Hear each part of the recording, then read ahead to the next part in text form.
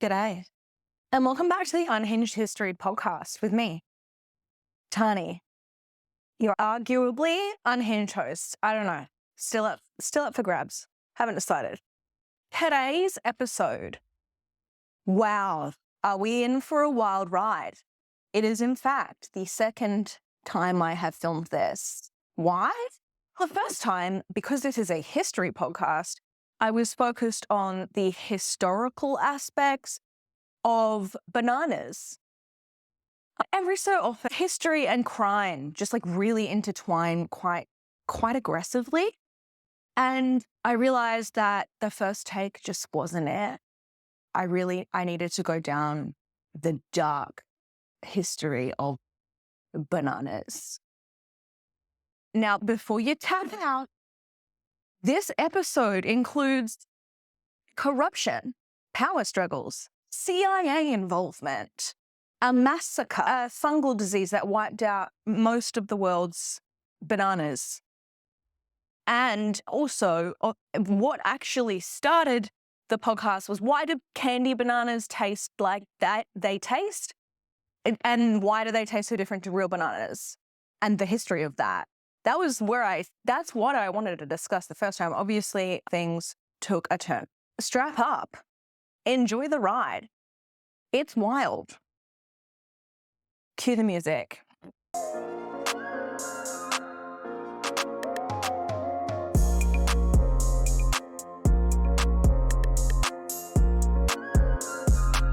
I just wanted to say thank you so much to everyone. Yes, I'm a week late on posting the podcast, to confirm. But the reason is, I'd explained, the reason is because I had to refilm it, I've had to re-edit it because it wasn't enough. And also life, you guys were like, where's episode 8? Where's episode 8? And I'm like, I love you guys. Thank you for keeping on my back.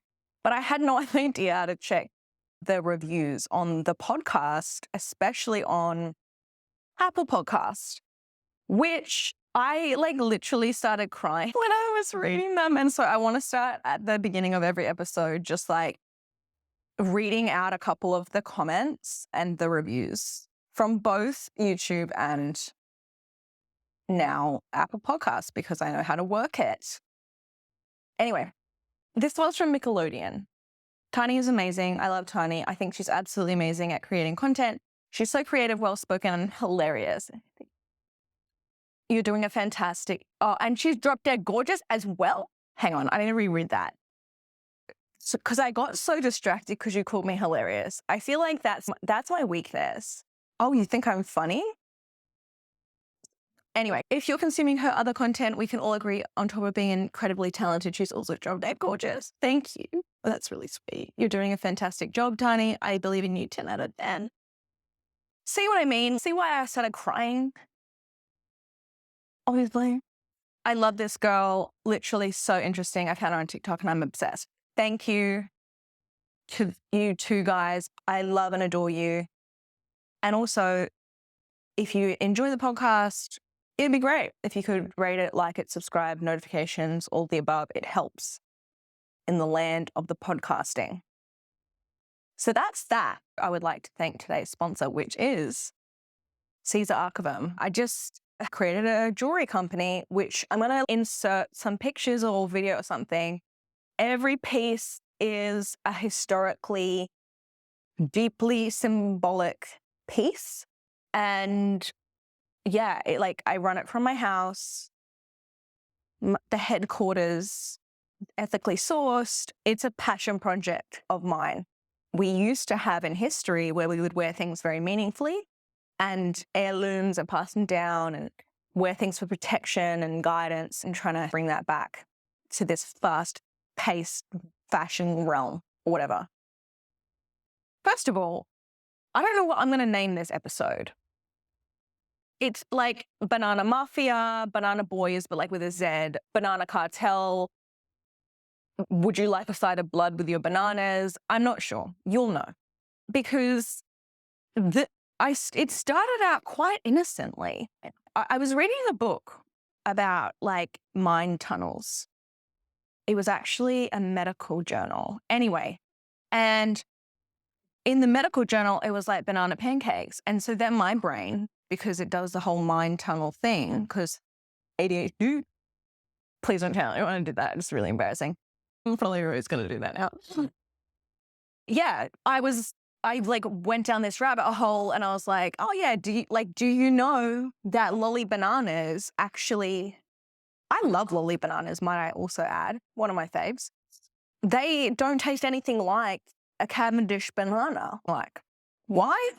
Because lolly bananas actually taste like the now extinct banana variety called the Gros Michel, because there was a fungal pathogen, I believe is the term, that an outbreak happened and it wiped out all of the Gros Michel bananas everywhere. It extincted them.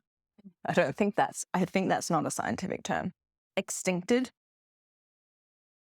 Read a book, Tanika, honestly. So the lolly banana is based on the taste of the Gros Michel. It was like sweeter, larger, more intense flavor, like a lolly. So yeah, but then anyway, there was this massive disease. It almost wiped out all the bananas in the land, all of them in the whole wide land. And bananas used to have seeds, right? Like they could become... Actually, no, you know what? Let me just get this thought out and then we'll go to the history of bananas and like some agricultural stuff. So anyway, the Cavendish banana was more resistant to the Panama disease. Not completely resistant, but more resistant, right? So anyway, the Cavendish banana then became like the hot banana. And as we will soon find out, it was, how do I put this?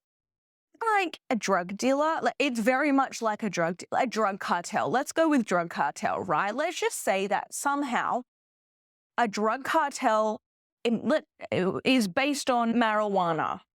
And let's just say that like a disease swept through all the marijuana plants in the whole wide world and they went extinct. So they pivoted to angel trumpet. I don't know. That's the first plant anyway, they pivoted. You would pivot.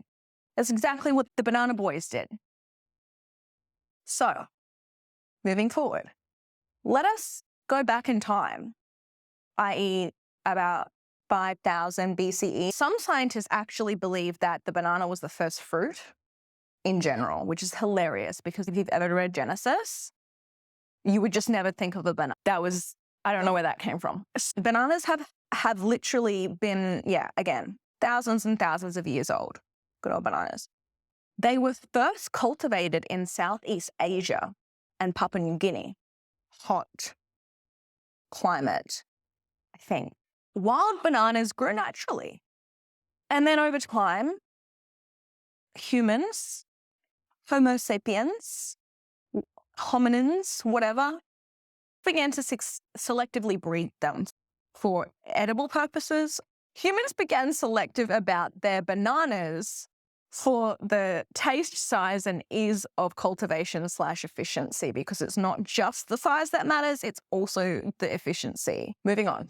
Evidence of banana cultivation emerged in this region, Southeast Asia, Papua New Guinea, and there was lots of bananas types.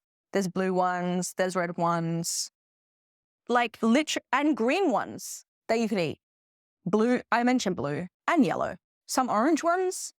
Anyway, many bananas. So this scholar, Morton, from his study was 1987. He dated the first cultivated ones back to 7,000 years ago. He's the guy that kind of made that call. Again, really sweet, much sweeter. And they had seeds, okay? This is a really important point. They used to have seeds. You ever seen a banana with a seed in it? No. Maybe you have. Because, I don't know, I think there's a few species that maybe have seeds. But Cavendish bananas don't have seeds, okay? I'll explain why. They were fertile, cherished, and provide great sustenance, great levels of fructose and carbohydrates, which we need for our brains to grow, our cerebral cortexes to function. You could argue bananas make you smarter. I retract that. I'm not a scientist or a doctor. So if the bananas started in Southeast Asia and Papua New Guinea, how do they get to Caribbean, huh? Slavery, of course, because humans we repeat the same shit over and over again. It's so frustrating. Anyway, so bananas got to the Caribbean through the Atlantic slave trade, transatlantic slave trade. And then they were introduced as a primary staple food at this point in time. 15th century, I think it was the Portuguese originally. There was two trades booming at this point in time. The slave trade and the bananas trade would not be grown without the slave trade. You see how this is all intertwining? Additionally, then as the slave trade expanded to the Americas, so did the bananas. You see the pipeline there? Additionally, European explorers encountered bananas during their voyages and brought them back to their home countries. So that's how we get to America and Europe, okay? When I say voyages, like Europeans on a boat, the tropical climate of the Caribbean obviously provided an ideal climate. And because there was a whole bunch of people that were willing to work and toil because they had to, because they were forced to do. We skip forward a tad. The Gros Michel or Michael, that's the one. That's making the big bucks. And so then we have a formation. This is where the cartel-esque behaviors are birthed. The United Fruit Company. That's right. The UFC was founded on the 30th of March, 1899. In something called the Banana Republic was formed at this point. Okay. And that had the most impact, as far as I'm aware. The people of Costa Rica, Honduras, Guatemala, Haiti, name a banana producing country, Colombia, it was everywhere. So this powerful American corporation called the United Fruit Company emerged. And I say American because it became American. There was stay on track. My brain is so hard to just fucking work. Did you ever get that? It's just stay on topic, bitch. Anyways, so basically, this is where the bullshit comes in. It's insane. So now we move into the Banana Republic era, okay? This is a whole ass political science subject. I'm just going to try to give an overview. If you're an expert in this, please correct below. But essentially, this is what went down. Off the back of this slave trade in Guatemala, there was people getting rich and there was an uneven economic development. So people were making bank off the bananas. Then there was, again, in the 1950s. So this is all happening. There's the head of the banana company. He marries into the government, the daughter of the president at the time. And then basically, whoever the fuck his name is, the banana guy, the guy at the top of the banana food chain who married in, he was like, hey, US, guess what? Yeah, this president, he's actually he's really bad guy. I think that the CIA should intervene. And the CIA was like, oh, wow, yeah, we should. Absolutely should. We should definitely intervene in a third party outside our country that absolutely has nothing to do with us. Why? because we are making bank off your bananas. And probably like we want to control that. So thank you for the tip. We will absolutely come in and we're going to put a dictator in place because that's a fantastic idea for the well-being of everyone. No, it was not for the well-being of everyone. Why? Tell me why the CIA is getting involved with the banana head honcho in Guatemala. Explain that to me. You can't. It makes no sense other than money. So moving on. So they disposed of a democratically elected president and put in a piece of shit, basically, of a human. Anyway, he was assassinated by his own guards because he was a dictator, basically. So this is getting out of hand at this stage, clearly. The thing with money and power is that it leads to corruption, death, and terrible experiences. Even, please remember that we're not talking about like drugs, alcohol.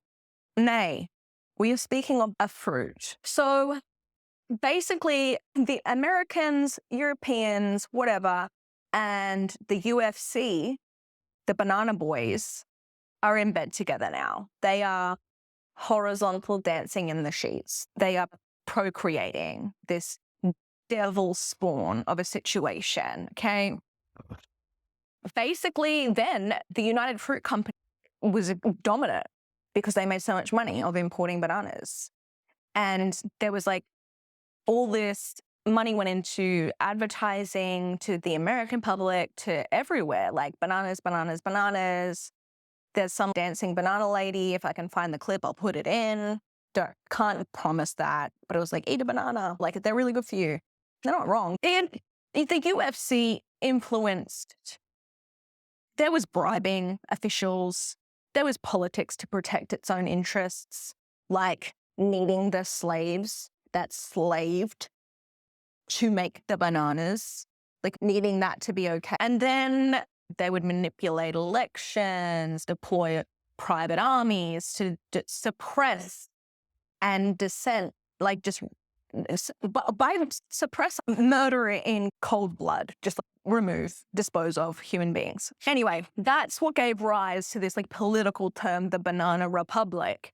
And that's what's used, it describes all these countries and these foreign companies holding excessive control over the economy and politics because of bananas. Anyway, like I mentioned, the CIA comes in, toppled governments, suppressed labor movements, and just basically protected the UFC, let's be frank, to the point. And again, like this is the tip of the iceberg because this is a shit fight of a situation. It is a storm of blood and the bribery. And trigger warning, okay? We're going to now be talking about the Banana Massacre, which is a literal thing. It happened, okay? Happened in 1928. This is prior to the CIA shit that we were just, anyway. It's just one of the more notorious incidences. United Fruit workers, they went on strike because there was poor working conditions, low wages, and the Colombian government, with the support of the UFC, the Banana Mafia, responded ruthlessly to, that's not it, barbarically. And Colombian troops were just sent to literally fire on civilians, open fire on civilians. Again, this is a very brief overview because there's just so much. But there was a telegram from the embassy to the US Secretary of State.